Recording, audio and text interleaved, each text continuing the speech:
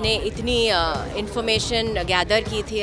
हमारे जो राइटर है वो खुद नक्सली रह चुके हैं। दोनों इस सब्जेक्ट को लगभग 2 दशक से ऑन एंड ऑफ फॉलो करते रहे हैं। जन्म हुआ तब से लेके आज तक मैं उसके साथ ही बड़ा हुआ। आपके अंदर दिल नहीं है, ऐसा कहावत कहा जाता है, बना हुआ नैरेटिव, और अगर आप कॉलेज के बाद भी हो इसका मतलब आपके पास दिमाग नहीं है।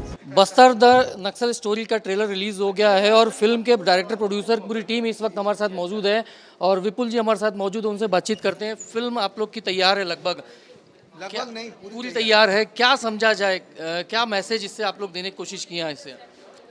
नक्सलवाद की जो समस्या है वो बहुत गंभीर है, बहुत हमारे देश का बहुत चैलेंजिंग मुद्दा है। मुझे लगता है कि कश्मीर से भी ज़्यादा गंभीर समस्या नक्सलवाद की है और उसके ऊपर ये फिल्म एक एक्सपोजे है जो कि ना सिर्फ बस्तर के नक्सल बट शहरों में जो इंटेलेक्चुअल्स हैं जो हमारे देश को तोड़ने की कोशिश कर रहे हैं उनको पूरी तरह से एक्सपोज करेगी। शूटिंग बस्तर में करना चाह रहे थे लेकिन चैलेंजेस आया जिस वजह से आप लोग यहाँ शूटिंग नहीं कर पाए पूरी। नहीं, 500 लोगों के यूनिट को लेके आना नामुमकिन हो गया था, इसलिए हमने यहाँ नहीं की। पर आपको फिल्म देखते वक्त नहीं लगेगा कि ये फिल्म बस्तर में नहीं बनी है। आप सब हमसे बात करें उससे पहले thank you very very much, आप सब यहाँ आए हैं हमारे ट्रेलर को देखने, हमारे से हमसे इस फिल्म के बारे में बात करने और बनी है किस तरीके से हमने बस्तर को प्रेजेंट किया इस फिल्म में। तो we would be very happy to answer all your question. किया गया क्या आप लोग वहाँ का दौरा किए होंगे, रिसर्च के आधार पर ही फिल्म बनी है क्या वहाँ पर? पिछले कई 15-20 साल तो होगा ही कि इसके ऊपर काम हम कर रहे थे। मेरा जिंदगी शुरू हुई थी जलपाईगुड़ी करके एक जगह जहाँ से 40 किलोमीटर दूर है नक्सलबाड़ी, जहाँ पे ये आंदोलन शुरू हुई। तो तब से लेके आज तक किसी के ऊपर पढ़ाई करे जा रहे हैं, शोध ही करे जा रहे हैं, रिसर्च ही करे जा रहे हैं। तो ये फिल्म उसकी एक इंटरप्रेटेड एक उपलब्धि है। बस्तर में हमने अपने तरीके से जो हमें जानना था वो जानने के लिए हमने पूरी कोशिश की और रिसर्च जो दादा की 15-20 साल की थी उसके बाद इस फिल्म के स्पेसिफिक भी रिसर्च हुई है और हमने पूरी कोशिश की है कि ये फिल्म में पूरी सच्चाई। मैं ये पूछना चाहती हूँ तो इस बस्तर की इतिहास में 2007 से 2013 बहुत एक इम्पोर्टेंट फेज था।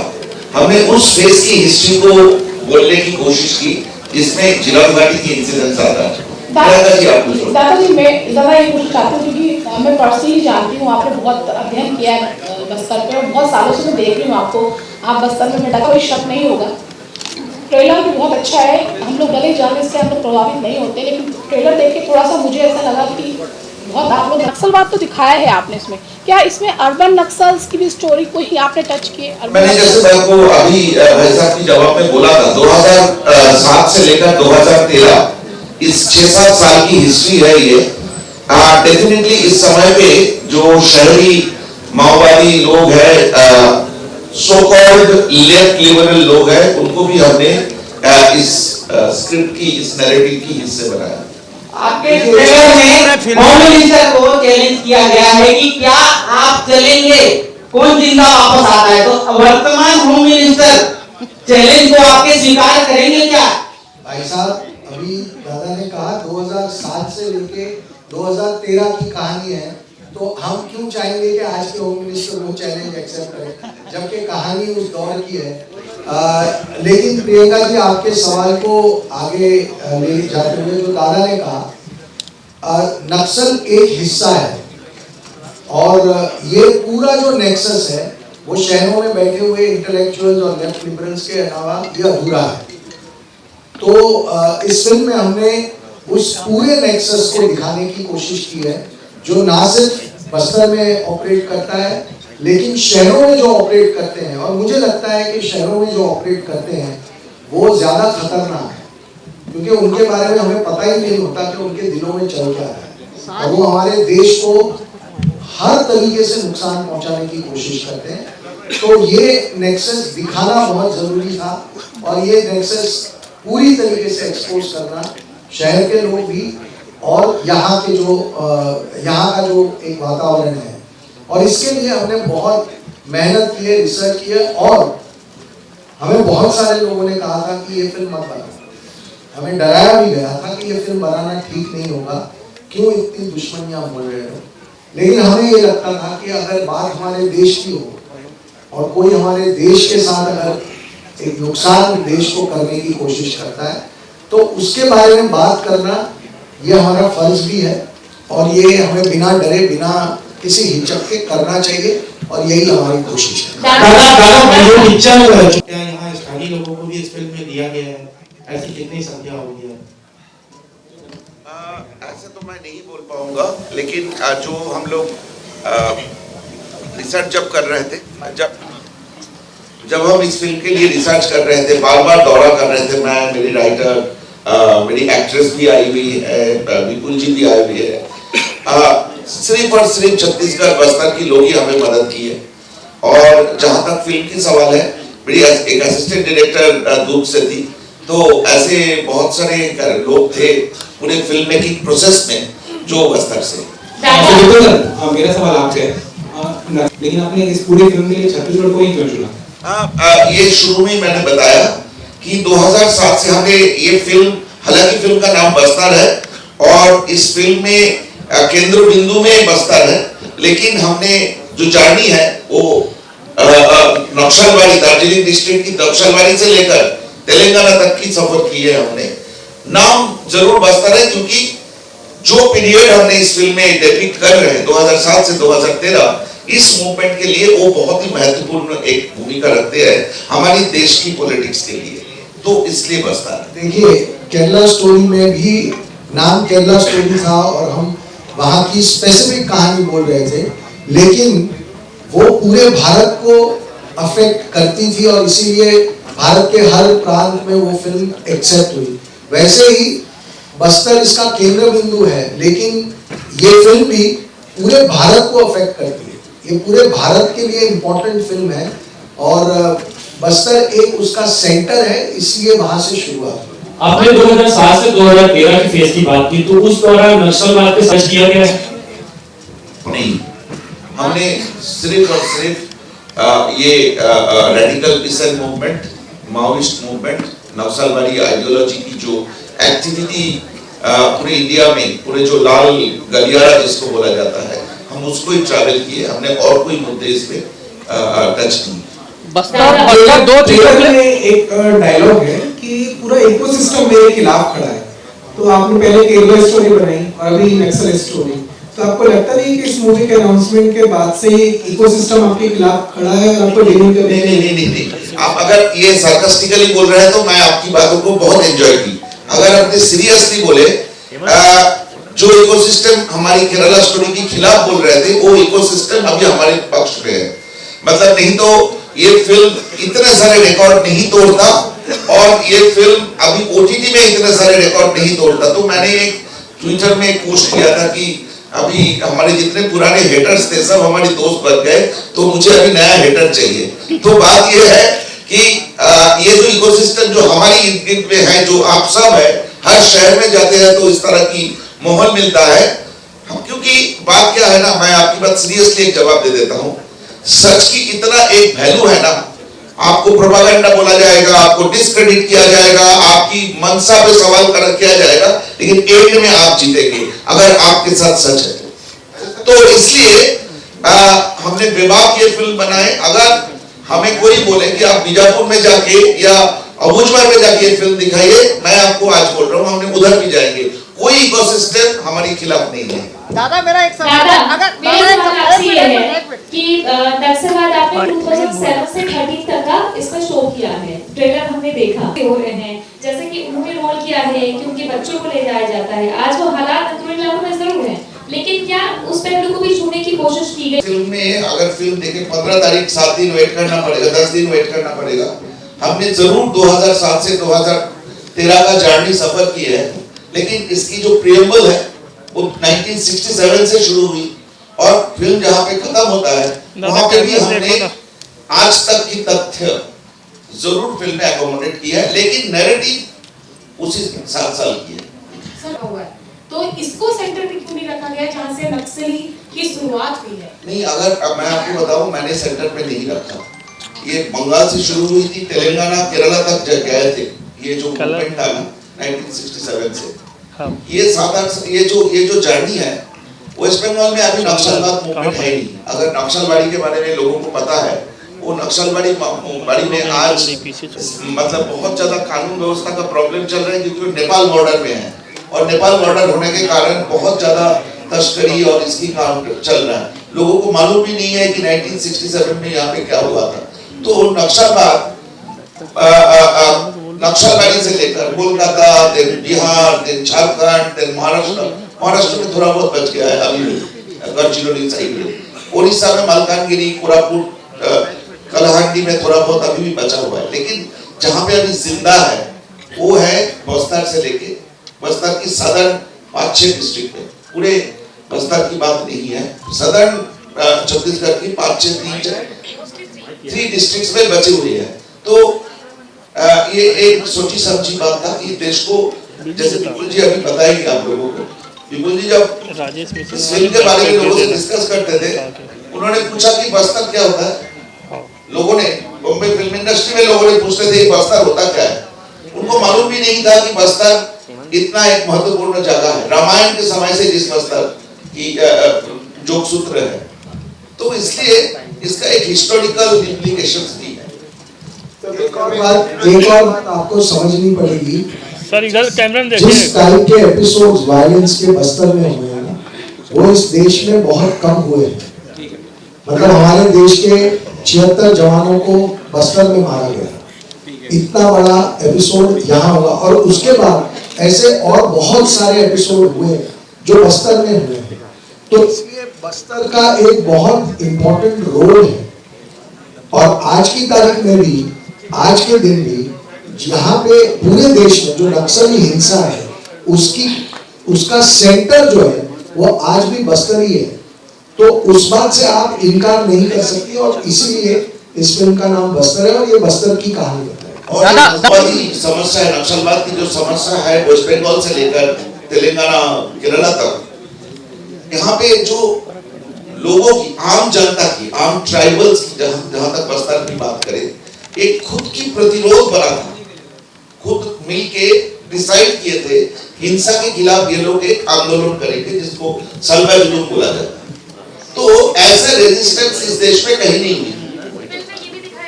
हाँ जी दादा एक सवाल मेरा ये है, ये सलवा जुलूम की जब आप बात करते हैं तो क्या ये सलवा जुलूम उनका सुन लो, बहुत देर से कैरी ऑन कर लीजिए, उसके बाद पूछ लूंगा मैं। सलवा जुलूम की आपने बात की, सलवा जुलूम के आपकी फिल्म में बनाया। और दूसरा, नक्सलवाद को लेकर के एक बात हमेशा से कही जाती है, जो आदिवासियों का शोषण हुआ है, तो ट्रेलर देखने से कॉर्पोरेट का जो शोषण है थोड़ा समझ में नहीं आता। क्या फिल्म में ये है आपकी? मैंने वही बोला शुरू में कि हमने माओवादी समस्या की सारे पहलू को टच किए। हम ओपन माइंडेडली ये स्क्रिप्ट को लिखा। हमें मालूम है नक्सलवाद 1967 में बस्तर में कैसे आए थे, कैसे अबूजमार को घर बनाया गया था। हमें हर इतिहास की हर पन्ने हमने पढ़ा, तो डेफिनेटली सारे वो है। लेकिन जो प्रियंका जी के साथ एक बार, मुझे 7-8 साल पहले की बात है, प्रियंका जी तब तहलका में काम करते थे, एक बार बात हुई थी, प्रियंका जी ने मेरे दिमाग में ये डाले थे कि बस्तर से 100 किलोमीटर दूर झाबुआ है। बस्तर में तो 76% ट्राइबल है, झाबुआ में 100% ट्राइबल है, लेकिन माओवाद की प्रॉब्लम झाबुआ में क्यों नहीं है? ये सवाल ढूंढते ढूंढते हमें और सच्चाई की नजदीक आना पड़ा। तो मैं यही बोल रहा हूँ, इस फिल्म की जो नैरेटिव है ना, जो पटकथा है, ये अमरनाथ और ज्यादा डिटेल में बता पाएंगे। ये आप लोगों से मिले, प्रियंका जी जैसे, जब मैं अकेले आते थे, घूमते थे जंगलों में, तो प्रियंका जी जैसे बहुत जर्नलिस्टों से मेरा मुलाकात हुई। एक दिन प्रियंका जी के साथ इतने खतरनाक घमासान झगड़ा हुआ, उसमें से जो मुझे सीख मिला, स्क्रिप्ट में आप बहुत कुछ मिलेगा उस दिन की हमारी कन्वर्सेशन। एक और बात आपको ये सोचनी चाहिए कि हम बम्बई में रहते हैं, बम्बई में हमें नक्सलवाद का कोई प्रॉब्लम फेस करने का कोई ऐसा मौका नहीं आता। बम्बई के बहुत सारे लोगों को, जैसे दादा ने कहा कि बस्तर क्या है यही नहीं पता है। तो फिर हम ये फिल्म क्यों बना रहे हैं? क्योंकि अल्टीमेटली ये हमारे देश को नुकसान करता है, और जो चीज हमारे देश के अगेंस्ट है उसके ऊपर बात करना, ये मुझे लगता है कहीं ना कहीं फिल्म मेकर का एक फर्ज भी होता है। तो वो एक बहुत इंपॉर्टेंट इशू होता है कि आप, भले वो आपकी लाइफ से कोई उसका वास्ता ना हो, लेकिन आपके देश से उसका वास्ता है, आपके देश के गरीबों से उसका वास्ता है, यहाँ के बस्तर के आम लोगों से वास्ता है जो भारतवासी है। तो उसके बारे में बात करना जरूरी बनता है, ऐसा हमारा मानना था और इसलिए हमने फिल्म बनाई। हमें पहले ये भी डर लग सकता था कि किसी को पता ही नहीं बस्तर क्या है, तो हम फिल्म बनाएंगे तो देखेगा कौन।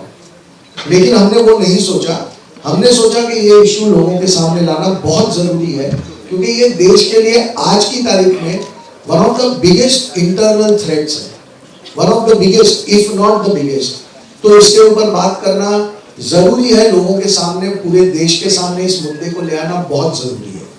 दादा, क्या लगता है कि हिंदी सिनेमा ने बॉलीवुड को बस्तर, अपनी फिल्म के प्रॉफिट का कुछ हिस्सा बस्तर के लोगों के लिए कुछ इन्वेस्ट करेंगे, लगाएंगे? तो पहला सवाल ये है, लेट तो बहुत हुई, बहुत पहले ये होना चाहिए था, बात करना चाहिए था इसके ऊपर। तो अगर हुआ है तो उसकी सेलिब्रेट करके ऐसे एक फिल्म बना है। दूसरी जो डोनेट करने वाली बात है, अभी हम लोग इतने बिजी है फिल्म को कंप्लीट करके 15 तारीख रिलीज करने के लिए। केरला स्टोरी में भी हमने केरल की महिलाओं की ऑर्गेनाइजेशन को कंट्रीब्यूट किए हैं। तो अभी तक ये सोचने की टाइम नहीं आया, अभी 15 मार्च को रिलीज होगा, इसकी सोच में हम लोग मतलब स्लीपलेस नाइट बिता रहे हैं।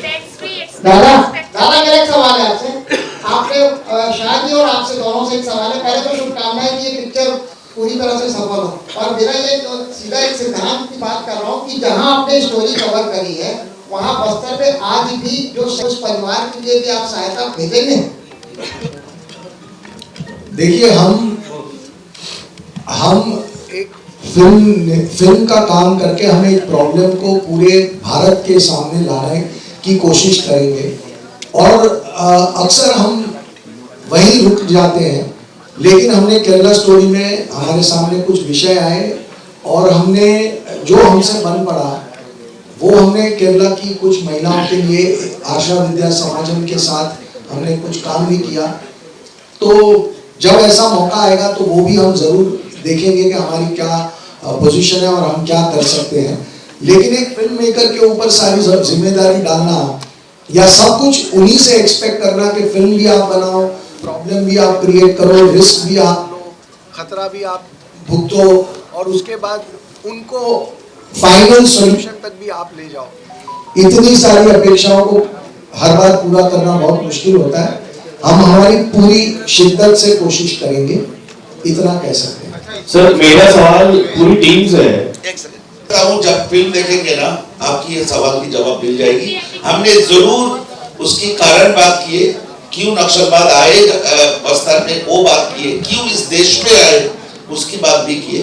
तो आप लोगों को निराश नहीं करेंगे। दादा, दो जो कलाकार हैं महिला, इन दोनों के ट्रेलर आए और लोगों ने बहुत जानते थे क्या और किस तरीके से जानते थे, और अभी किस तरीके से जान रहे हैं? आप बस्तर आए, छत्तीसगढ़ आए, रायपुर आए, क्या कुछ आप लोगों ने देखा और किस तरीके से यहाँ पर आप लोगों ने फील किया कि क्या है यहाँ पर छत्तीसगढ़? बस्तर की फर्स्टली नमस्ते एंड थैंक यू, आप सब यहाँ आए हम सबसे मिलने, थैंक यू।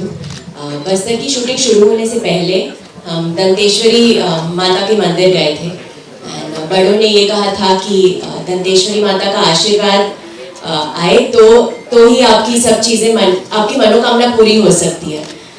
एंड आज सौभाग्य की बात है कि हमारी फिल्म बहुत खूबसूरती से कंप्लीट भी हो चुकी है एंड रिलीज़ के लिए भी रेडी है। मैंने दंतेश्वरी माँ को ये सुनाया था जो आज आप सबके सामने मैं सुनाना चाहूँगी हमारे ट्रेलर लॉन्च दिन पे। ओम श्री मार्कंडेय नमः।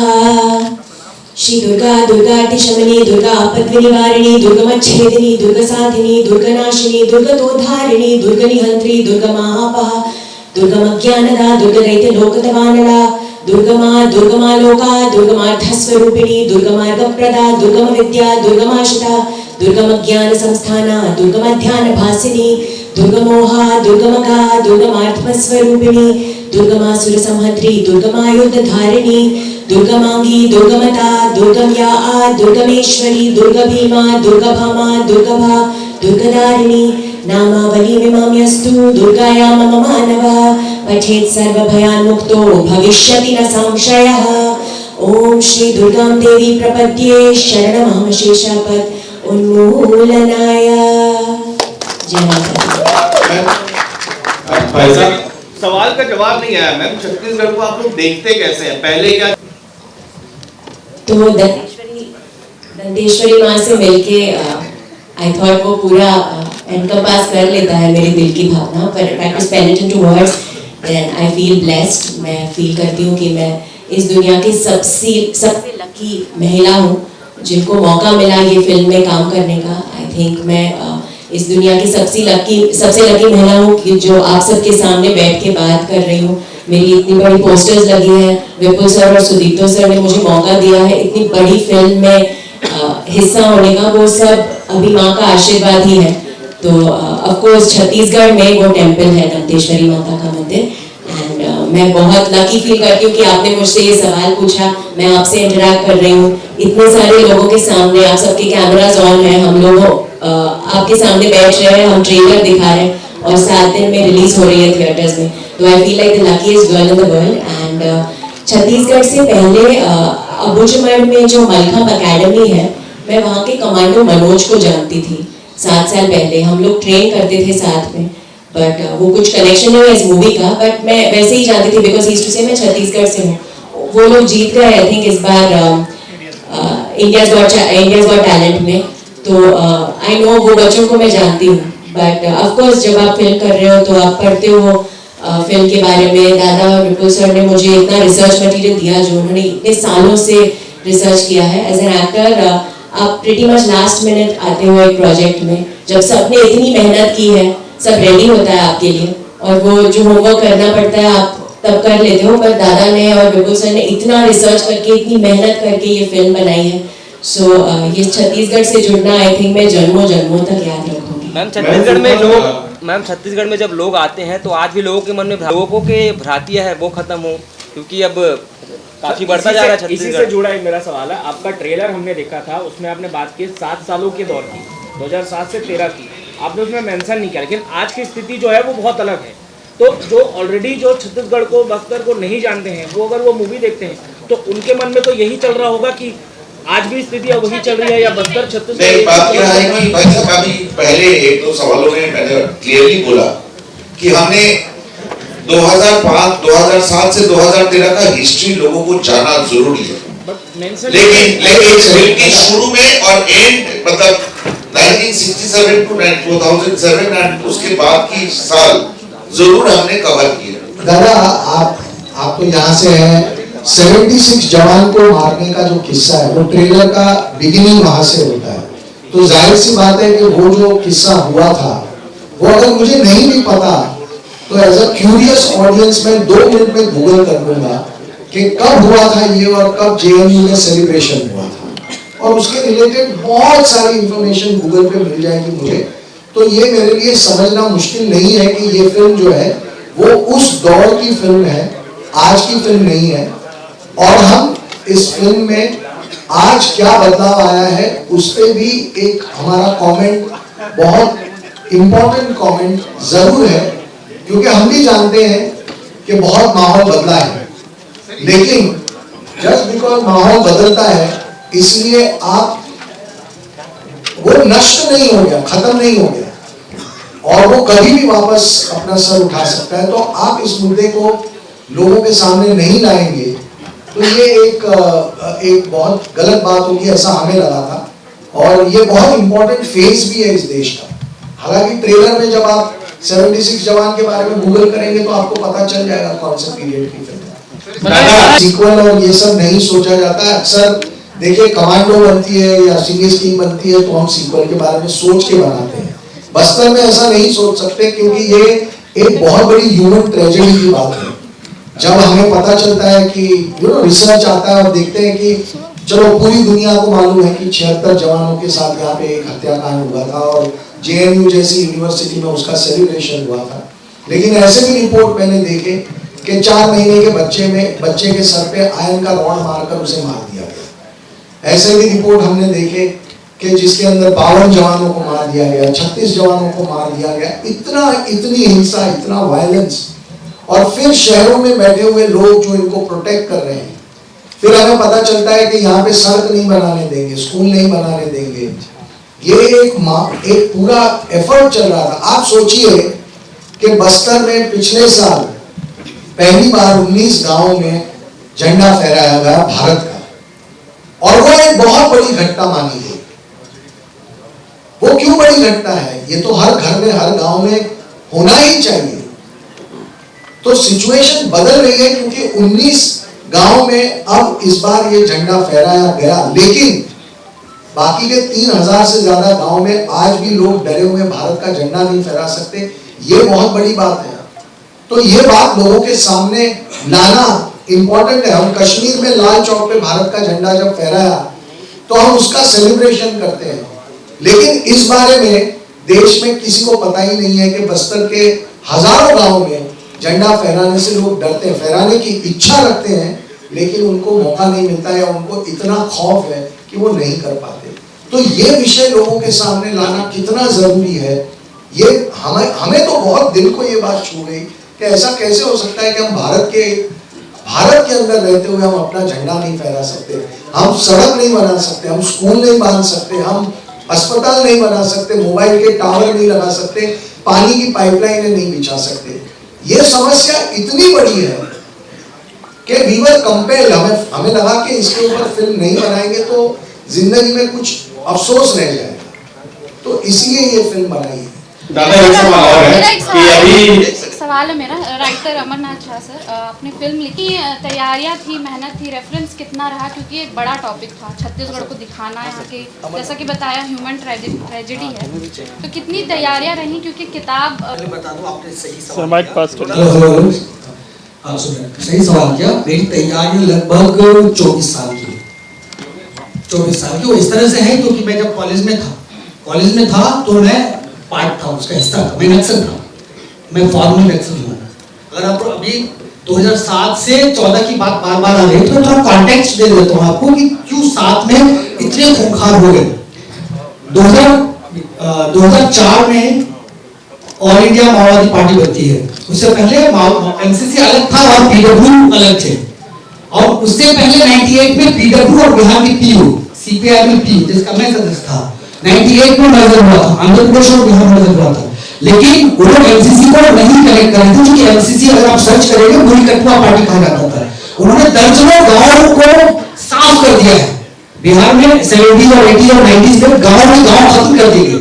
वही लोग लीडरशिप में आए 2004 में सीपीआई माओवादी बनी, और तब इसीलिए जो आप खूंखार रूप देखते हैं जो बार बार होते हैं 2007 से 4 में बने, 5-6 से होते होते 7 में गर्म हुए। तो जो खूंखार कातिल रूप है, मैं भी अपरिचित था। अगर मैं बस्तर बार बार नहीं आता, दादा मुझे बस्तर नहीं लाते, तो मैं ये फिल्म नहीं लिख पाता, क्योंकि मेरा एक नोशन अलग था, क्योंकि मैं उस पार्ट का हिस्सा रहा हूँ। जब मैं बस्तर में लोगों से मिला, मैं हिल गया, जबकि मुझे पता है। तो मेरी तैयारी 24 वर्षों की है। एक छोटा सा सवाल है कि अभी हाल ही में ये जो चल रहा है आप लोगों का फिल्म का जो शूटिंग चला और पिक्चर रिलीज होने वाला है, तो ऐसा क्यों कि कई बार ऐसा होता है कि चुनाव, सच बोलने का क्या टाइमिंग होता है? मतलब ये टाइमिंग अगर मैं जून में कहूंगा तो ये सच हो जाएगा, और आज बोलूंगा तो झूठ हो जाएगा। ये देखिए, जब किसी के पास लॉजिक नहीं होता ना, तो ये टाइमिंग का सवाल खड़ा होता है कि आप टाइमिंग इलेक्शन के साथ टाइम करो। इस देश में ऐसे कौन से 6 महीने होते हैं जब इलेक्शन नहीं होता? आप बताइए कौन से 6 महीने हैं? आपका कहना एकदम सत्य है, लेकिन ऐसे कई व्यक्ति हैं जिनका मानसिकता जो अर्बन नक्सल की तरफ है, जो ये सवाल उठाते ही हैं। मैं आपकी बात इसी नाम से मैं पूछना चाहा इसको। नहीं, मैं ये नहीं कह रहा हूँ कि आप पर्सनली मुझे ये, मैं तो आपके सवाल का एक तार्किक जवाब दे रहा हूँ। ये देखिए, केरला स्टोरी के टाइम भी हमें कहा गया कि आपने टाइमिंग, क्या टाइमिंग थी उस वक्त? एक कर्नाटका स्टेट का इलेक्शन था, ठीक है, स्टेट इलेक्शन कर्नाटका का, और फिल्म है केरल। तो केरल स्टोरी कैसे कर्नाटका का इलेक्शन को बदल देगी? लेकिन लोगों ने जोड़ दिया। क्यों होता है ऐसा? मैं बताता हूँ। जब आपके पास तथ्य नहीं होते, आप एक फिल्म को तथ्यों पे चैलेंज नहीं कर सकते, तो आप क्या करते हो? ये झूठी फिल्म है, ये प्रोपेगेंडा फिल्म है, ऐसा कह के लोगों का ध्यान भटकाने की कोशिश की जाती है ना। और सच का क्या टाइम होता है? सच अगर मुझे आज पता चले तो मुझे आज बनाना चाहिए, कल पता चले तो कल बनाना चाहिए। सच का तो कोई टाइम नहीं होता।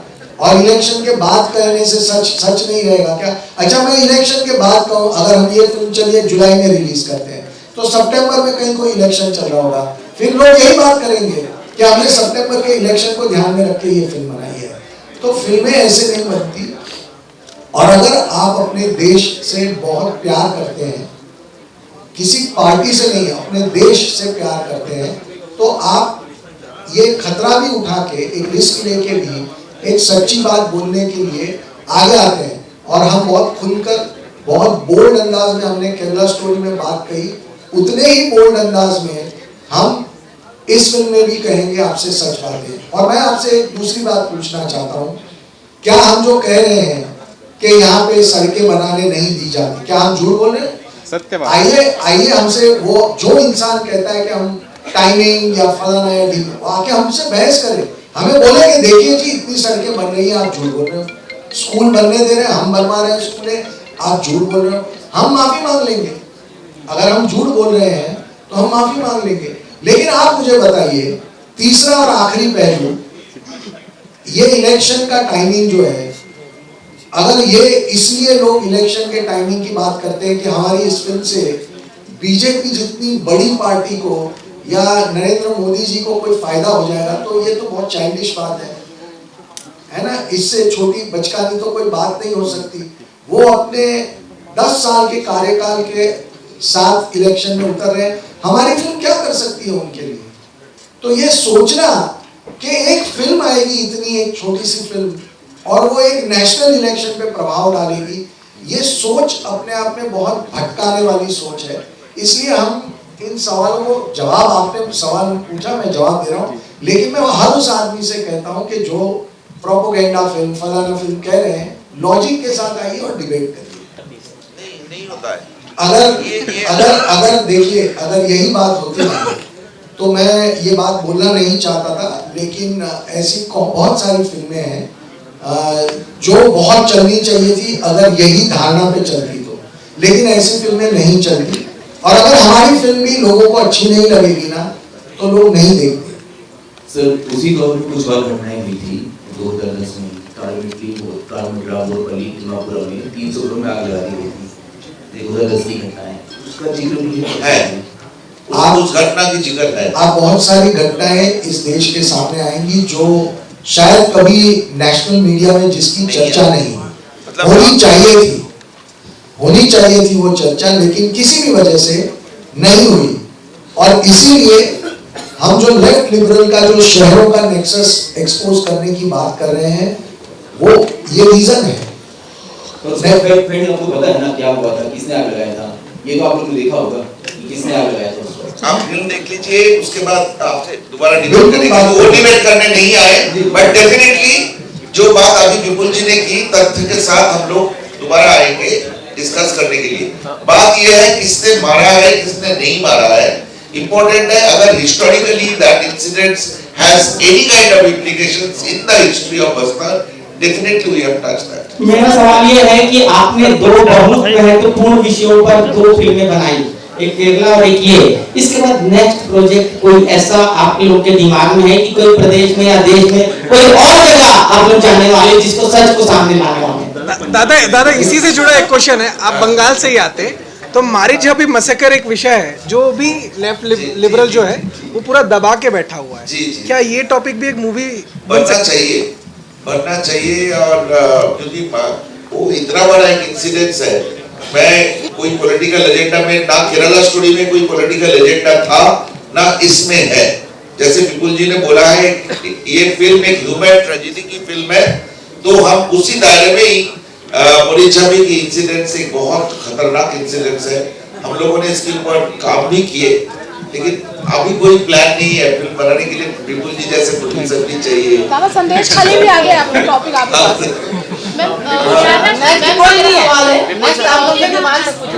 नहीं देखिए, दिमाग में मैंने कहा मारिजहाबी पे इन्होंने बहुत काम किया है ऑलरेडी, लेकिन हर चीज का एक सही वक्त होता है। और आगे भी ऐसे विषय आएंगे तो हम जरूर फिल्में बनाएंगे। मैं वो भी बनाना चाहता हूँ, नहीं तो लोग कहेंगे अब मैंने वो छोड़ दिया, मैं सिर्फ ऐसी फिल्में बना रहा हूँ।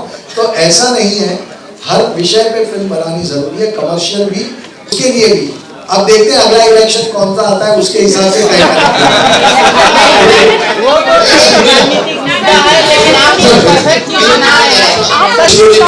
वर्चुअली मतलब जो बॉर्डर छत्तीसगढ़ और महाराष्ट्र की बॉर्डर पे की, बहुत दुख रह गया कि हम लोगों ने छत्तीसगढ़ में बस्तर में शूटिंग नहीं कर पाए।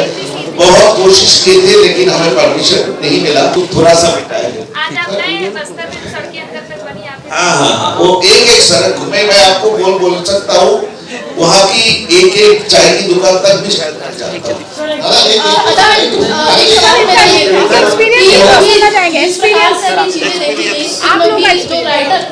फिल्म की राइटिंग की गई थी उस समय एसपी का जो किरदार था वो बात ये देखी गई थी कि यहाँ पर एक माँ से उसका बच्चा छीना जाता है। तो ये फिल्म जो होगी वो कितनी महिलाओं को कनेक्ट कर पाएगी, और क्या लगता है कि नक्सलवाद को लेकर छत्तीसगढ़ में महिलाओं की, जो एक तरह से महिलाओं में जो नक्सलवाद होता है उसमें महिलाएं भी शामिल होती, तो कितना परिवर्तन इस फिल्म से आएगा, चाहे लोगों की मानसिकता में हो, चाहे इस फिल्म के बाद जो लोगों की सोच है उस पर। तो हाँ, मैं बहुत अगेन फॉर्चुनेट हूँ कि जो लड़की के लिए किरदार लिखा गया था, विपुल सर और सुदीप्तो सर ने चेंज किया एक लड़की के लिए, एंड आई थिंक वही एक बहुत बड़ी बात है एक महिला एक्ट्रेस के लिए कि आप एक अगर कोई मेल जेंडर का रोल है, और अभी आप देखोगे, आपने ट्रेलर भी देखा, कहीं पे ये नहीं है कि ये सिर्फ लड़की का कैरेक्टर, आप भूल जाओगे कि लड़का लड़की। मैम लेकिन आज भी एसपी और कलेक्टर या जिसकी भी पोस्टिंग होती है अधिकारी के तौर पे, महिलाएं जब होती है उसमें कहीं ना कहीं सवाल खड़े होते हैं और सोच बदल जाती है कि वो सुरक्षित कैसे है बस्तर में, तो कैसे देखते कितने सुरक्षित। देखिए, एक बात मैं आपको यहाँ ये बताना जरूरी समझता हूँ कि जब हम यहाँ आए थे और हमने अलग अलग फोर्सेस की ऑफिसर से मिले थे हम, तो हमने देखा कि यहाँ के जो फोर्सेस हैं उसमें महिलाओं का एक बहुत जबरदस्त रोल है। इतने खतरनाक टेरेन में हम एक महिला से मिले थे, उन्होंने अपनी प्रेगनेंसी की बात अपने ऑफिसर से छुपा के 7 महीने तक, वो प्रेगनेंसी के 7वें महीने तक उन्होंने ड्यूटी की, जंगल में जाके ऑपरेशन किए। तो ऐसी जब महिलाओं को आप मिलते हो और आप ऐसी सैकड़ों महिलाओं को देखते हो, तो उनको एक सही तरीके का रिप्रेजेंटेशन फिल्म में मिलना बहुत जरूरी था। कितना मिला है सर इस पे, और कितना बदलाव फिर आएगा इससे? बदलाव, देखिए, फिल्म मेकर का काम बदलाव लाना नहीं है, बदलाव की शुरुआत करना है। ये फिल्म से हम उस बदलाव की ओर एक प्रॉब्लम को लोगों के सामने ले जा रहे हैं, सच बोलेंगे, एक सिचुएशन क्रिएट करेंगे जिस पे डिस्कशन होना चाहिए, डिबेट होना चाहिए। बदलाव हम नहीं कर सकते, हम सिर्फ लोगों तक सच्चाई ले जा सकते हैं, और वहां से बदलाव की शुरुआत होती है। हमने केरला स्टोरी में कोई बदलाव हमने नहीं लाया, लेकिन केरला स्टोरी के बाद जो डिबेट शुरू हुआ इस देश में, बदलाव वहां से आता है। तो लोगों तक अगर हमारी फिल्म पहुंचेगी तो बदलाव है।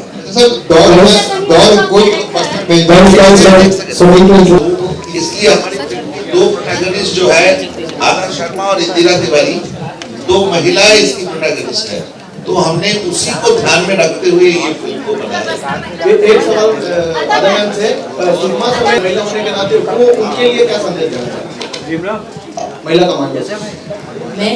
मैं एक्चुअली उनसे मिलके मैं इतनी इंस्पायर्ड हो गई, जो हम लोग शूट पे करते हैं, अभी मैं एक सीन शूट कर रही हूँ, मैं एक हैवी गन के साथ ये कर रही हूँ, कट के बाद मैं वो गन नीचे रख सकती हूँ, मैं सुरक्षित अपने घर जा सकती हूँ, जहाँ मैं अपने माँ के साथ रहती हूँ, मैं घर का खाना खा के सो सकती हूँ, नेक्स्ट डे अगर मैं जल्दी उठ के सेट पे जा सकती हूँ। पर उनके लिए ऐसे नहीं है, वो जंगलों में कभी कभी 2-3 दिन के लिए रहते हैं, यहाँ पे 2 घंटे के लिए हम लोग बाथरूम नहीं जाए एंड वी फील कि जाना है, वहाँ पे 2-2 दिन के लिए कभी कभी वो एक पेड़ के पीछे ही छुपे पड़े हैं वहाँ पे एम लगा के। वो कितना मुश्किल है आप सोचो, दिन रात 2-2 दिन।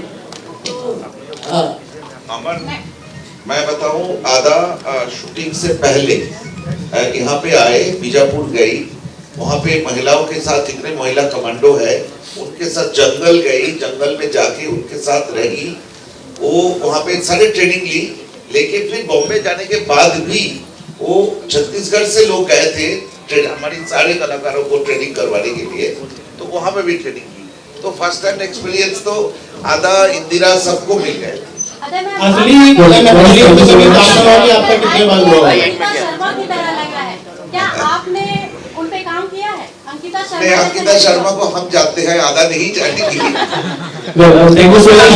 आर्टिस्ट है इंदिरा तिवारी और ये हमारी फिल्म के बहुत महत्वपूर्ण आर्टिस्ट हैं और इन लोगों के बिना इस फिल्म का पहले तो मैं बताना चाहूँगी कि मैं भोपाल मध्य प्रदेश से हूँ। तो मेरा जो उन्होंने प्रश्न पूछा मेरे दिमाग में वही घूम रहा था कि पहले मेरे लाइफ में बस्तर शब्द कैसे आया। तो हम जब भोपाल में फेस्टिवल्स होते हैं, हम हर बार बचपन से लेकर बड़े होने तक हमेशा बोलते हैं ना, हमें अच्छी अच्छी चीज़ें दिखाई जाती हैं। तो फेस्टिवल में भी हमेशा बस्तर के कलाकार आते थे, पेंटिंग्स दिखाई जाती थी, उनका आर्ट वर्क दिखाया जाता था, उनका डांस दिखाया जाता था। एंड ऐसे ही करते करते हम बड़े हो गए। कुछ कुछ कहानियाँ हमने सुनी कि हम वहाँ जा नहीं सकते, जाने से पहले हमें कुछ लोगों की मदद लगेगी, जिन लोगों से हम बात करके वहाँ पहुँच सकते हैं। पर ये जो बातें देश में भी जो क्यों हम ये फिल्म बना रहे हैं, क्यों हम ये चीज़ पहुँचाना चाह रहे हैं कि वहाँ हो क्या रहे। जब मैंने पहली बार मुझे अप्रोच किया गया, मुझे बताया गया कि ऐसा प्रोजेक्ट बन रहा है और मैंने बस्तर को जाना कि क्या बात हो रही है और हम क्या एज कलाकार हमें क्या करना है, उस समय मुझे अंदर से लगा कि मुझे तो ये बात पता ही नहीं थी। मतलब as a person, as a public, एक आम जनता होने के नाते और उसके अलावा जब मैं कलाकार हूँ, मुझे ये बात नहीं पता कि महिलाओं के साथ किस तरीके से व्यवहार हो रहा है। वहाँ पर अगर बोलेंगे कि बस्तर में मैंने जिन लोगों से बात की, जैसे जो मुझे मदद कर रही थी इस प्रोजेक्ट के दौरान, उन्होंने मुझे सामने से बोला कि उनके लिए तरक्की होना, एक छोटी जॉब हो जाना ही बड़ी बात है।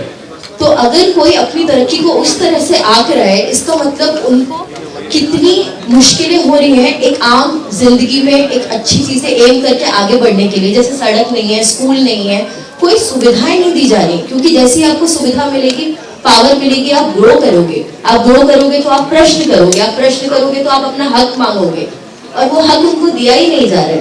तो जब मैंने जाना कि ये सब हो रहा है, तब मुझे एकदम से लगा कि अरे यार, मैं अगर ये सब चीजों से होकर गुजरूंगी, इंदिरा अगर इन सब चीजों से होकर गुजरेगी, क्या मैं सच में ये सब ले पाऊंगी।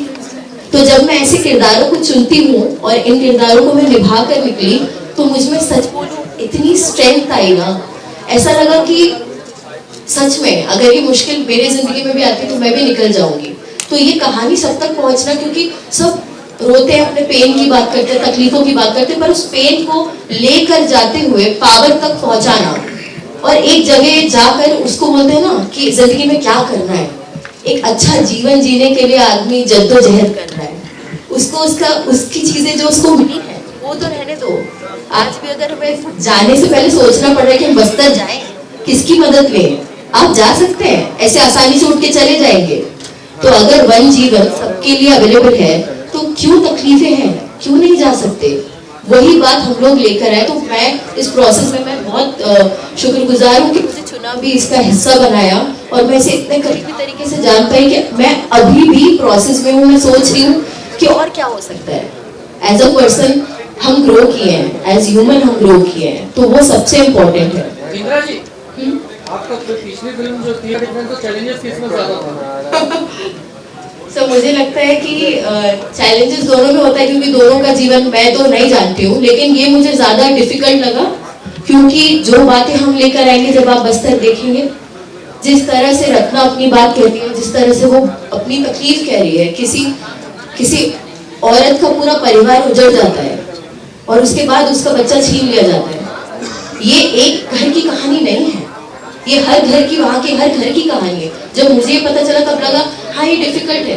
गंगूबाई काठियावाड़ी एक तरह का फिल्म थी जिसमें हमने काम किया, लेकिन मुझे ये ज़्यादा चैलेंजिंग लगा, क्योंकि इसमें मैंने कुछ ऐसी चीज़ें करी जो एज अ पर्सन मैंने नहीं करी, जो मुझे नहीं पता है। जैसे आपने बोला गन चलाना, प्रोसेस करना, चीज़ें करना, वो शूटिंग का प्रोसेस ही बहुत डिफिकल्ट है।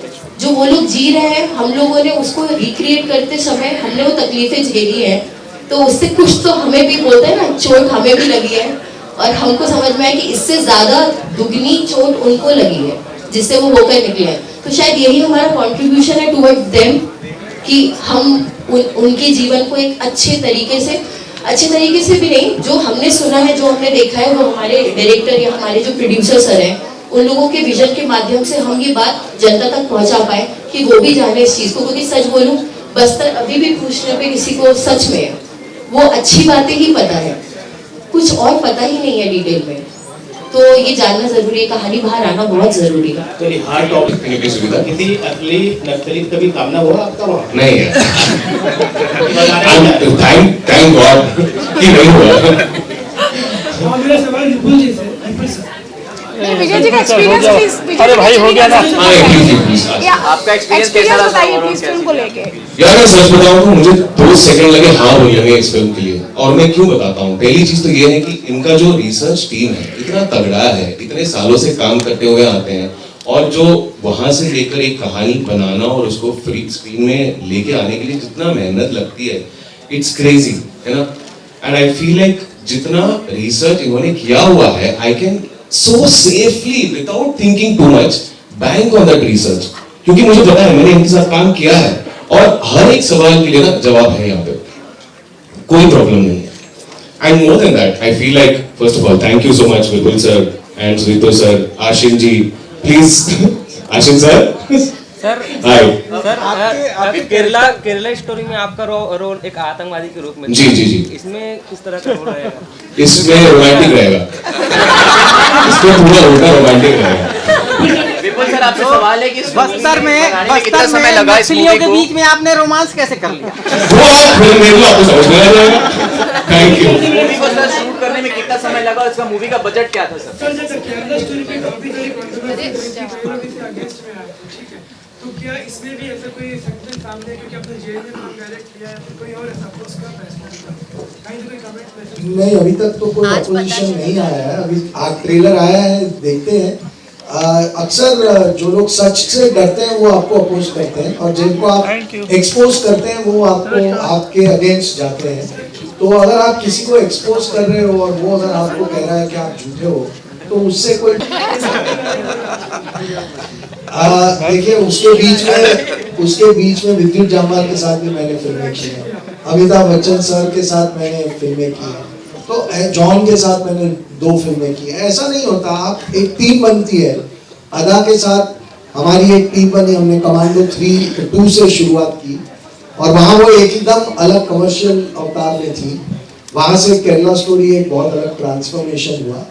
आप देखते हैं कि कोई कलाकार कितनी ईमानदारी से, कितना जी जान लगा के उस कैरेक्टर के लिए अपनी लिमिट से बाहर जाके कैसे मेहनत करता है, और एक कैसे एक टीम वर्क बनता है। और टीम वर्क बनता है तो फिर आप बार बार काम करते हैं। मुझे लगता है आगे भी काम होगा, ऐसा मतलब ये आखिरी फिल्म होगी ऐसा तो नहीं है। तो ये अलग है कि अदा हमें मना करते, वो बात अलग है। लेकिन शूटिंग की जो आपने बात की, शूटिंग हमारी सितंबर, अक्टूबर, नवंबर, दिसंबर 4 महीने चली, और बहुत मुश्किल शूट था, क्योंकि हम जिन जंगलों में शूट कर रहे थे, जो आपने ट्रेलर में कुछ झलकियाँ देखी होंगी, वहाँ तक खाना ले जाना या पानी ले जाना, जनरेटर ले जाना, वैनिटी वैन ले जाना, कैमरे ले जाना, वो अपने आप में बहुत चैलेंजिंग था, बहुत मुश्किल था। आशिन जो यहाँ बैठे हैं उनके बिना ये नामुमकिन था। ये उनका एक बहुत ज़बरदस्त प्लानिंग आशिन ने दिन रात काम करके नहीं की होती, तो शायद हम इतना अच्छी तरीके से शूट नहीं कर पाए होते। लेकिन जब इतनी मुश्किलें आती हैं ना, तो टीम हमेशा ज़्यादा स्ट्रांगली यूनाइट होती है। एक तकलीफ़ों का ये एक असर होता है कि लोग जुड़ जाते हैं, तो वही इस यूनिट में भी हुआ। और हर तकलीफ के वक्त लोग एक दूसरे के साथ हंसते खेलते उसमें से गुजर रहे थे, और सबको ये पता था कि इस तकलीफ के एंड में जो फिल्म बन के निकल के आएगी वो इस देश के लिए बहुत इंपॉर्टेंट फिल्म होने वाली है। तो सबका जो ध्यान था वो फिल्म की ओर बहुत ज़्यादा था। मैं कभी भी फिल्म के बजट और बिजनेस के बारे में बात करना पसंद नहीं करता, तो उस जवाब को मैं अवॉइड करता। सर लास्ट में एक चीज़ पूछना है, इस फिल्म के दौरान क्योंकि आपने नक्सलियों के लिए बनाई, नक्सलियों के खिलाफ बनाई, या जो भी समझे, कोई ऐसी इंसिडेंट, ऐसी कोई घटना जो खास हो और आप लोगों को लिए भी हो और हमारे देश के लिए, जनता के लिए भी हो, कि इस फिल्म बनाने के दौरान कोई ऐसी घटना घटी हो जो फिल्म में ना? नहीं, देखिए क्या होता है कि फिल्म बनाते वक्त सबसे पहला काम होता है सेफ्टी, क्योंकि हमारा यूनिट होता है 250, 300 और इस फिल्म में क्योंकि एक्शन बहुत है तो 500 लोगों का यूनिट होता था। 500 लोगों के यूनिट की सेफ्टी और सिक्योरिटी सबसे पहला कदम होता है जो हमें उठाना पड़ता है। और जब तक हम सेफ ना हो, पूरा यूनिट सिक्योर ना हो, तब तक हम शूटिंग नहीं करते। तो शूटिंग करते वक्त ऐसी कोई घटना नहीं होती। एक बहुत कोशिश रिहर्सल प्रैक्टिस कर करके हम ये भी करते हैं कि एक्शन के दौरान इंजरी ना हो, चोट ना लगे, किसी के हाथ पैर ना टूटे। लकीली इस फिल्म में किसी को कुछ नहीं हुआ, लेकिन रोज सेट पे सब लोग बैठ के इस विषय के ऊपर अपनी नई नई रिसर्च लेके आते थे। रोज लोग घर जाने के बाद अपने मोबाइल पे रिसर्च करते थे, लोगों से बात करते थे और अगले दिन हमें और कुछ जानने मिलता था। कई बार ऐसी चीजें भी जो हमें भी नहीं पता थी। तो मुझे लगता है कि वो इन्वॉल्वमेंट जो हमारी टीम का, इस पूरी टीम, सिर्फ कलाकार नहीं, हमारे जो डीओपी हैं, हमारे जो साउंड डिजाइनर हैं या हमारे म्यूजिक डायरेक्टर हैं, सबका, जैसे अमरनाथ ने कहा कि अमरनाथ जी 24 साल से इस विषय से जुड़े हुए हैं, दादा 15-20 साल से जुड़े हुए हैं। तो वो जो डिस्कशन होते थे सेट पे, वो बहुत इम्पोर्टेंट थे। और मुझे लगता है कि सारे कलाकारों ने बहुत जान लगा के फिल्म बनाई, इसीलिए ये फिल्म इतनी अच्छी बनी है ऐसा हमें लग रहा है। होपफुली 15 मार्च को पूरे देश को भी ऐसा लगेगा। फिल्म की मुख्य अदाकारा अदा शर्मा भी हमारे साथ मौजूद है, जो पूरी टीम के साथ यहाँ पहुंची हुई हैं। फिल्म का टीजर रिलीज हो चुका है। सबसे पहले रोल को लेकर क्या कहेंगे, कितने चैलेंजेस थे आपके सामने? आई थिंक आप वो स्क्रीन पे देखेंगे, बिकॉज जितना मैं शब्दों में बोलूँगी वो कम पड़ जाएंगे। तो आप 7 दिन में स्क्रीन पे देखिए। एंड मैं वेट कर रही हूँ अब रिलीज़ के लिए, 15 मार्च के लिए। बस्तर के बारे में कितना आपको जानकारी थी और अब क्या कहेंगे वहाँ की जो एक्चुअल कंडीशंस है उसको लेकर? मैं पहले एक्चुअली इतना नहीं जानती थी, पर मेरे डायरेक्टर और प्रोड्यूसर ने इतनी इन्फॉर्मेशन गैदर की थी। हमारे जो राइटर है वो खुद नक्सली रह चुके हैं, तो वो सब मेरे लिए इन्फॉर्मेशन था, तो इजी था फिर रोल करना। बैक टू बैक 2 ऐसी फिल्में जो किसी सब्जेक्ट बेस है और देश की ज्वलन समस्याओं में, चाहे वो हम केरल स्टोरी की बात करें या फिर बस्तर नक्सल स्टोरी की बात करें, क्या कहेंगे इसे? मैं बहुत खुश हूँ। मुझे अपने देश से बहुत प्रेम है, तो ऐसी फिल्में मैं करूँगी तो मुझे खुशी होती है, एंड आई एम श्योर लोगों को भी पसंद आएगी। कितना आपको जानने को मौका मिला बस्तर के बारे में? जैसा आपने कहा कि पहले आप नहीं जानते थे, लेकिन अभी कितना मौका मिला आपको? ऑब्वियसली पहले से बहुत कुछ, बिकॉज हम लोग जिए हैं ये कैरेक्टर्स, तो काफ़ी कुछ। ये अदा शर्मा है। बस्तर जो नक्सल स्टोरी फिल्म है जो 15 मार्च को रिलीज़ होने जा रही है। बस्तर में नक्सली समस्या पर आधारित ये फिल्म है और उसमें लीड रोल में है निर्जा माधवन, एक जो आईपीएस अफसर है, उसका रोल अदा शर्मा ने प्ले किया है। और पूरी स्टार कास्ट की पूरी जो टीम है इस फिल्म की, उनसे हम बातचीत कर रहे थे, तो उनका साफ कहना है कि बस्तर की जो ज्वलन समस्या है उसको इस फिल्म के माध्यम से बड़े पर्दे पर पूरे देश के सामने लाने की उन्होंने कोशिश की है। और उन्हें पूरा विश्वास है कि जो उन्होंने मेहनत की है, जो फिल्म के जरिए जो संदेश देना प्रयास उन्होंने किया है, वो संदेश कहीं ना कहीं जनता तक पहुँचेगा। हाँ, फिल्म के राइटर अमरनाथ झा भी हमारे साथ मौजूद हैं। आपने कहाँ से फिल्म लिखने की शुरुआत की है, कंसेप्ट कैसे आया, थोड़ा कुछ बताएंगे? बस्तर फिल्म का कॉन्सेप्ट मेरा नहीं, दादा का है। दादा ने सोचा कि मुझे, क्योंकि दादा ने डॉक्यूमेंट्री भी किया है इस पर, तो उनको था कि मुझे फिल्म करना है। और हम दोनों इस सब्जेक्ट को लगभग 2 दशक से ऑन एंड ऑफ फॉलो करते रहे हैं। तो लेकिन सब्जेक्ट इतना बड़ा है, इतना वास्ट है, इतना लेयर्ड है कि इस पर सिनेमा बनाने के बारे में सोचना ही मुश्किल हो जाता है, क्योंकि इस पर सीरीज चाहिए, 100 एपिसोड का सीरीज चाहिए नक्सलाइट को भारत में कुछ दिखाने के लिए। फिर तक इन्हें सिनेमा बनाना है, क्योंकि जो सिनेमा इम्पैक्ट देता है ना, आपको छूता है दिल को, तो वो ऐसा कुछ करना है। तो मैं तय नहीं कर पा रहा था क्या टेक लूँ, क्या ऐसे कहानी करूँ। दादा ने मुझे बोला चलो छत्तीसगढ़ घूमते हैं। हम घूमे, रहे, लोगों से मिले, तरह तरह के लोगों से मिले, अधिकारी से मिले, विक्टिम से मिले। मैं भद्रकाली तक, मतलब जितने भी सब जगह गया, और फिर मैं धीरे धीरे कहानियाँ पनपी और फिर चीज़ें तय हुई और फिर हमने लिखा।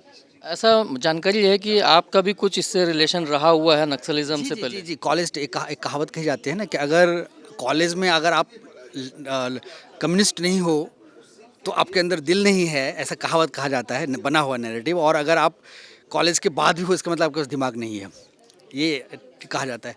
जब कॉलेज में था तो रिवोल्यूशन, क्रांति, मदद, सपोर्ट, ये सब अच्छी बड़ी बातें होती है। आपको अच्छा लगता है कि न्याय के लिए लड़ेंगे, हक के लिए लड़ेंगे, और वो ऊर्जा होती है आप में, तो आप लड़ते हो।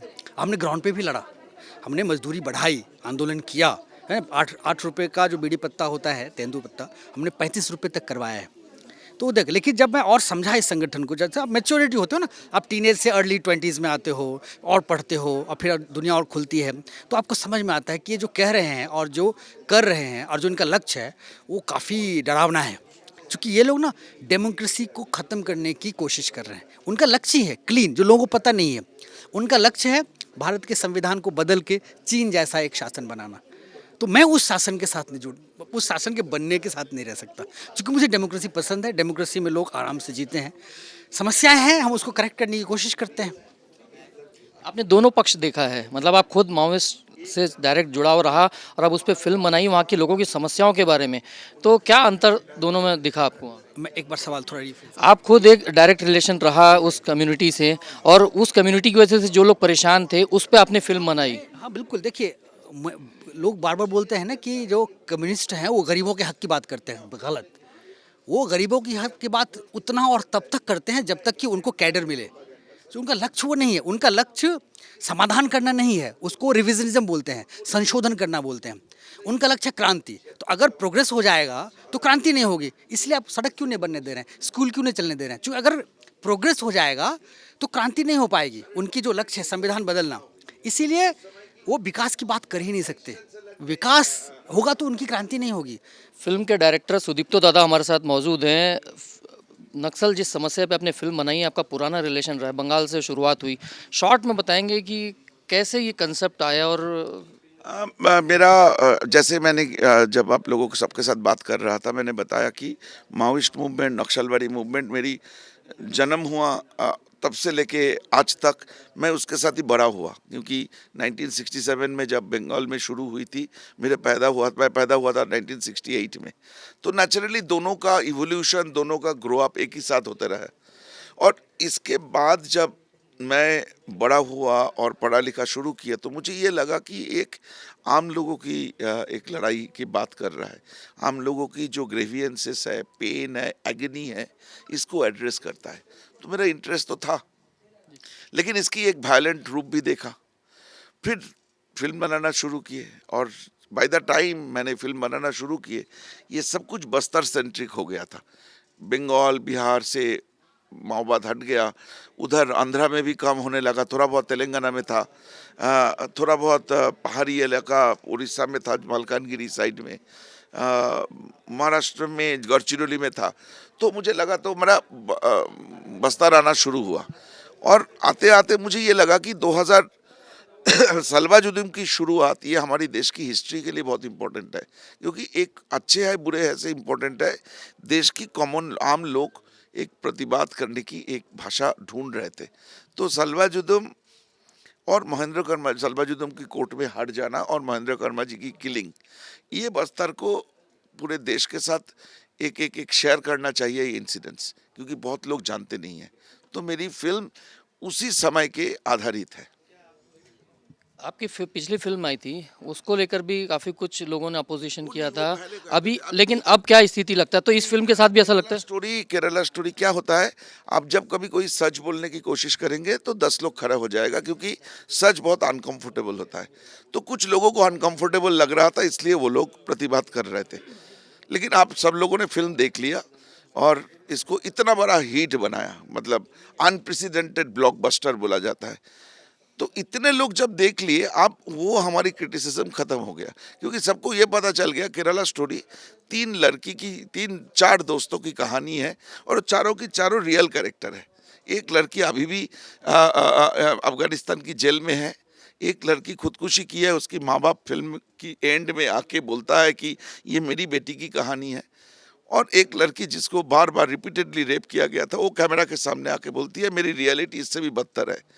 तो 3 सच लड़की की कहानी बोलना किस तरह प्रोपेगेंडा हो सकता है? सो क्रिटिसिज्म था, आप बिल्कुल नहीं है, और बस्तर में भी कोई क्रिटिसिज्म होगा नहीं, क्योंकि अगेन मैंने सच भी बोलूँगा। क्योंकि जैसे जेएनयू में मेरी एफिजी बर्न किया गया, तो उसके करने की ज़रूरत नहीं था। 76 जवानों को मार दिया गया था, ये सच है, और जेएनयू में उसका सेलिब्रेशन हुआ था, वो भी सच है।